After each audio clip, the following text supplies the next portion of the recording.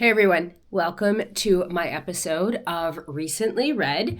I apologize, I am getting over a cold, so my voice is not entirely 100%, but we will continue on through this weekly episode of, again, Recently Read. So my book this week is Poet, Mystic, Widow, Wife.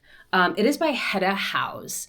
And Dr. Hedda House, is a senior lecturer in English literature at City University of London and program director for the BA in English. And yes, I am reading some notes. I never want to miss a beat when it comes to author bios because authors do a lot, or writing a book is a lot of work. And I think that authors deserve our due diligence to get their information right. So Hedda is interested in the stories that women were telling in the Middle Ages, as well as the conceptions and misconceptions of women that still inform our thinking today.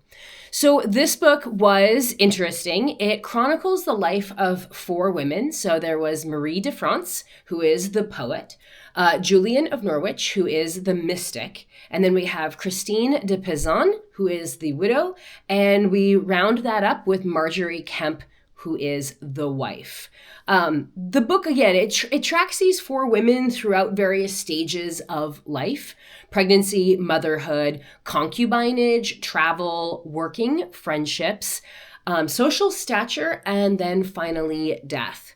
I actually really do like books that break the chapters apart into more of a thematic approach. When you are trying to attack such a large topic like the extraordinary lives of medieval women, it is really useful to then break it apart into how do we structure our lives? What are the phases of life that we go through? And how can we then analyze previous lives, current or contemporary lives within the framework of those specific stages?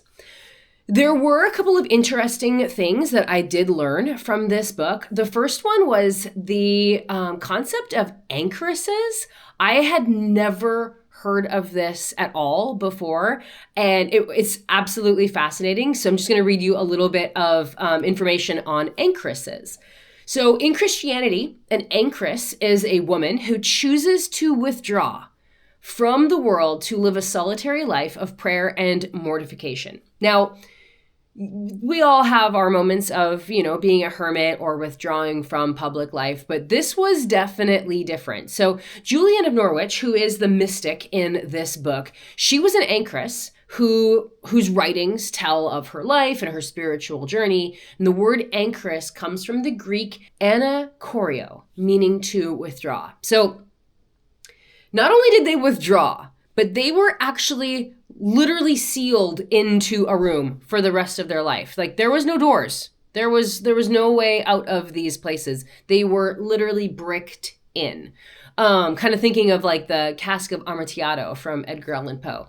Anyways, in the Middle Ages, anchoresses were usually sealed in a cell adjoining the village church to ensure that she remained safe, and also so that she could hear Mass and receive the Eucharist.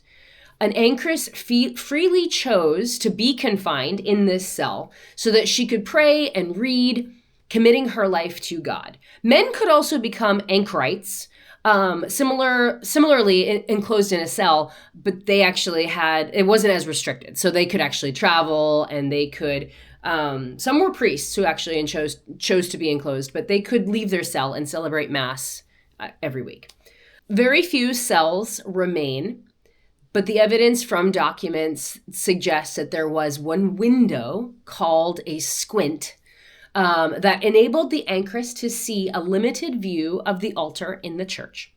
One curtained window through which she could counsel other women and receive visitors such as her confessor and her bishop, and then possibly one extra window through which she could communicate with her maids.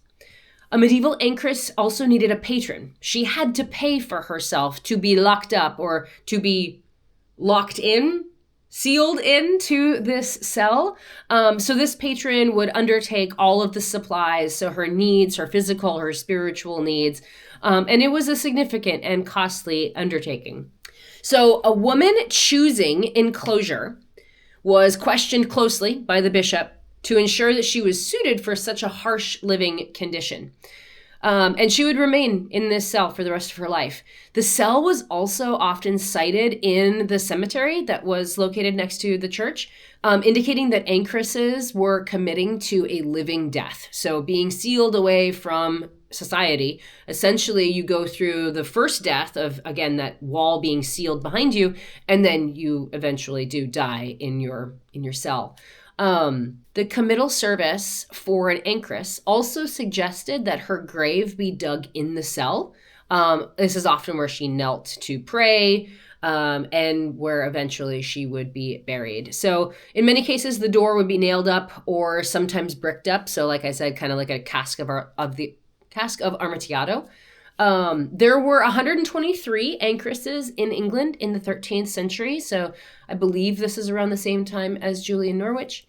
And anchoresses were also really highly regarded. I mean, that's a huge sacrifice, both within their church and within the broader society for their holiness, their wisdom, and their healing powers.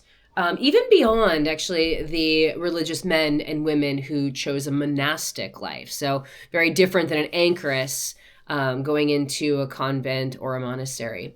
Many anchoresses were literate, and there is evidence that some anchoresses may have worked as scribes. And again, as we see with Julian Norwich, she wrote a couple of documents while she was in there. We still have those in extant today. You can read them as well.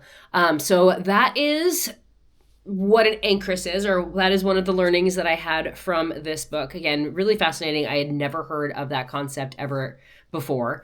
Another one of the concepts that I never really thought about a whole lot was travel, right? Medieval travel, we hear about it being, it's a hard endeavor. Bumpy carriage rides, takes a long time, dangerous. There could be, robbers on the side of the roads and people wanting to kill you for your belongings and everything. But just then to add in the female element of that and, having to travel perhaps with an entourage or in disguise. So some of the challenges and dangers, again, of being a woman who was traveling within the medieval ages: social stigma. Unaccompanied women were viewed suspiciously, maybe even a little loose or lustful, and prone to vices. They had, again, lack of protection. So traveling alone was dangerous due to bandits or crime and lack of support networks. Feudal restrictions as well. So peasant women were tied to the land, so they couldn't easily leave. And then poor infrastructure, right? Roads were rough. Again, that bumpy carriage ride that we're thinking of.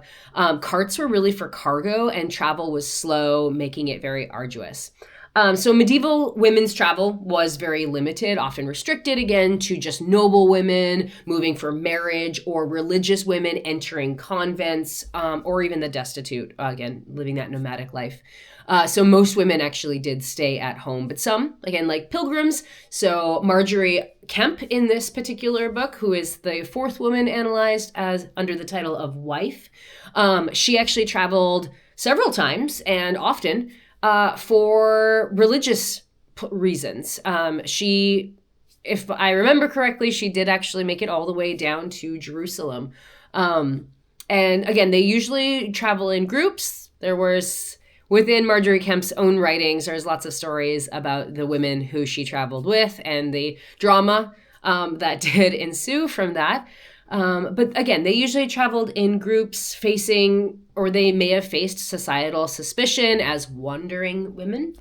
And so they found protection in these networks. So again, noble women would travel with their entourages, their maids, the help that surrounded them on a daily basis. So those are the two things that I learned from this book.